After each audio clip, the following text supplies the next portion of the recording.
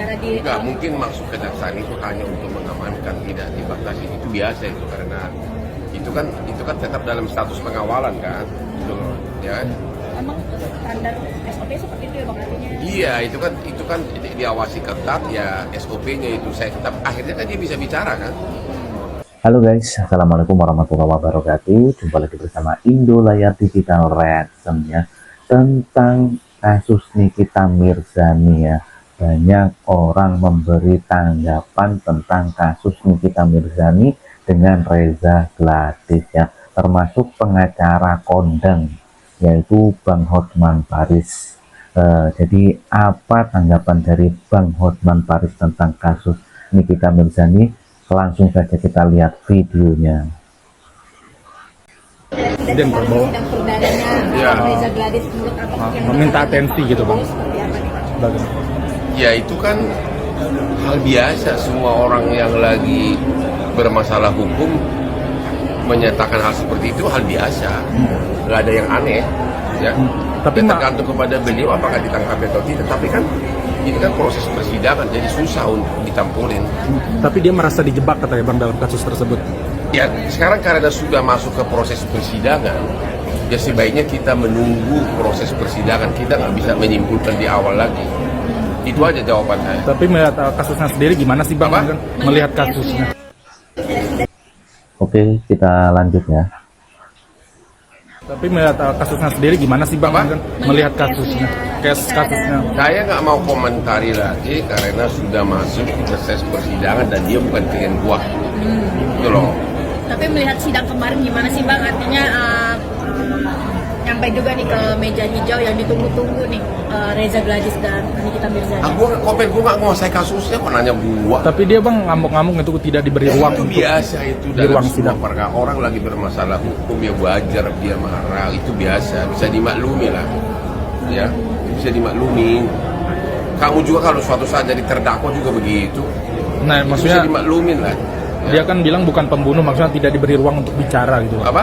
Tidak diberi ruang untuk bicara ke awak Ya media. memang sih sebaiknya memang seorang terdakwa itu pada jam istirahat ya harusnya boleh bicara, ya harusnya boleh bicara. Itu sekarang kita kepada penegak hukum ya boleh bicara gitu loh.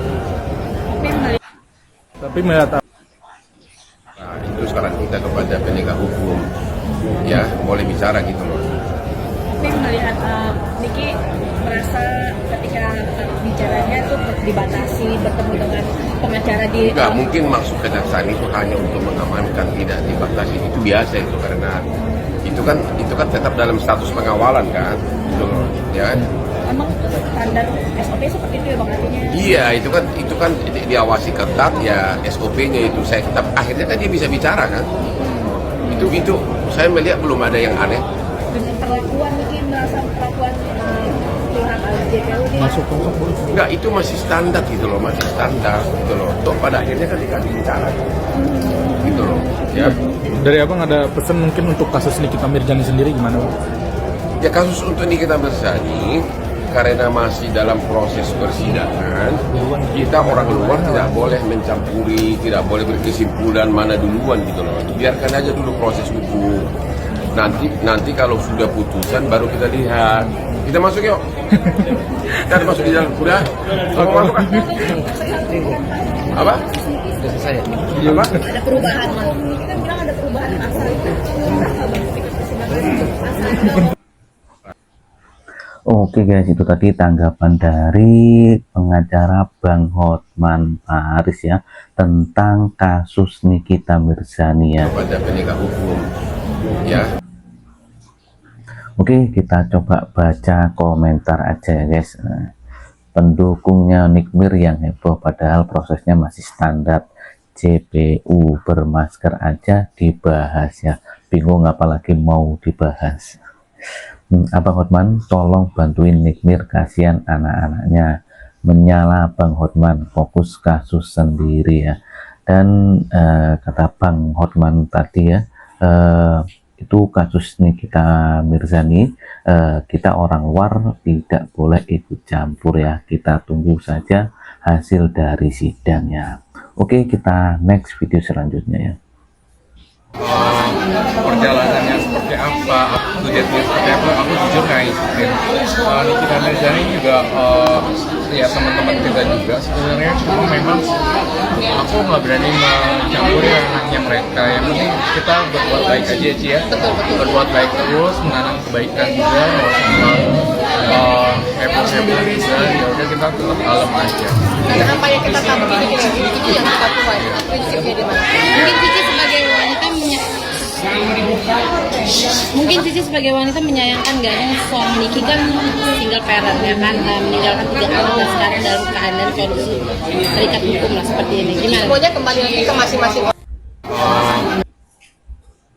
Semuanya kembali lagi ke masing-masing orang ya, jadi nggak bisa kita bilang ini oke apa enggak ya, masing-masing individu sendiri aja. Mungkin dari Kak Roy sendiri ada saran nggak sih buat Niki atau mungkin yang gue sudah kasih berurusan dengan masalah ini seperti apa nih baiknya ya? Pesan personal buat Kak Nikita Mirzani sebenarnya nggak ada, cuma aku mau membuat satu pesan ke kita terus berbuat kebaikan lagi.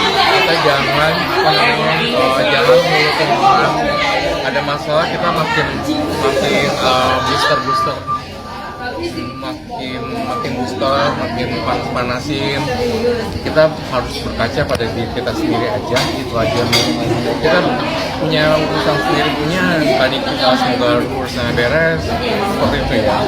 Jadi ya kita berdoa juga yang terbaik. Karena kan ada manusia macam-macam.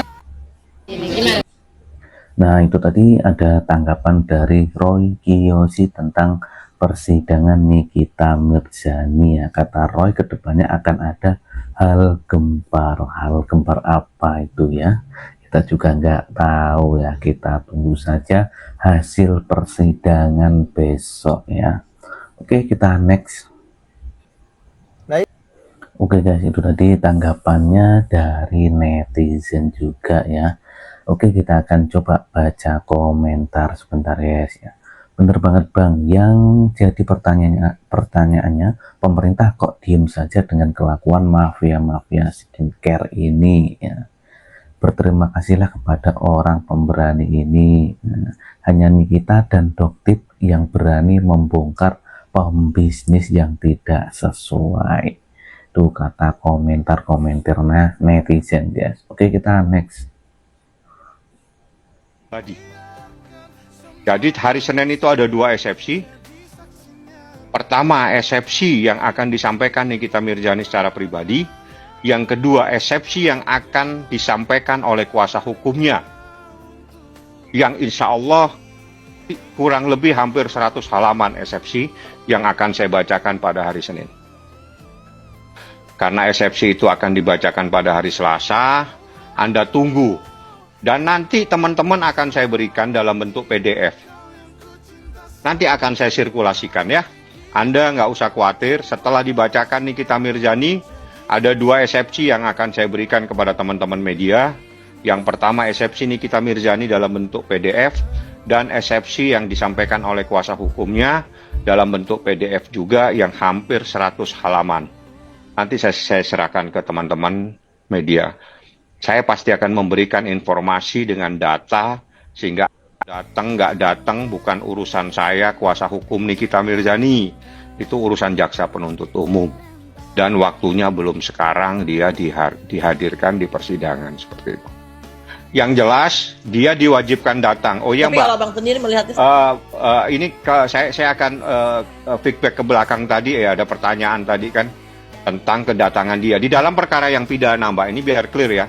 Dalam perkara yang pidana pembacaan eksepsi tanggal 1 Juli tidak diwajibkan RJ untuk datang dalam perkara pidana tersebut. Tapi dalam perkara wan prestasi pada tanggal 1 Juli dia diwajibkan hadir untuk bertemu Nikita Mirzani dalam proses mediasi. Jadi ada 2 hal yang berbeda, 2 hal yang harus dipahami. Yang pertama, untuk perkara pidananya RJ tidak diwajibkan hadir.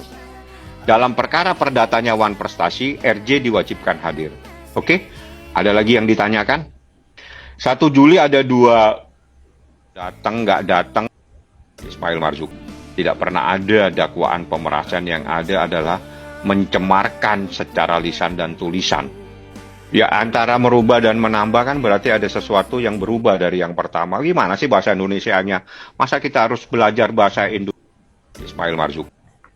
Oke guys, itu tadi tanggapan dari pengacaranya NM ya, Tony Nikita Mirzani. Kita tunggu saja sidangnya besok. Eksepsi akan dibacakan sendiri oleh Nikita Mirzani ya. Kita tunggu saja ya. Oke, kita akan baca sedikit komentarnya netizen ya. Tapi kok di story IG Reza sekarang ada yang bilang itu pemerasan. Coba dicek deh di IG-nya si Reza ya. Coba dicek teman-teman. Kayaknya dia nggak mau minta maaf deh. Kalau Reza nggak mau datang dipaksa dong. Dia yang punya masalah kok nggak mau hadir, lucu. Oke guys, itu tadi komenan netizen dan juga pendapat dari pengacara Bang Hotman Paris dan juga pengacaranya Nikita Mirzani, dan juga tadi ada Roy Kiyoshi juga ya. Oke, sekian dulu video kali ini. Mungkin kita akan membahas video-video menarik lainnya ya. Dan apabila ada salah-salah kata ataupun ucapan dan juga informasi dari saya mohon maaf sebesar-besarnya ya. Dan saya akhiri dulu. Wassalamualaikum warahmatullahi wabarakatuh. Bye-bye.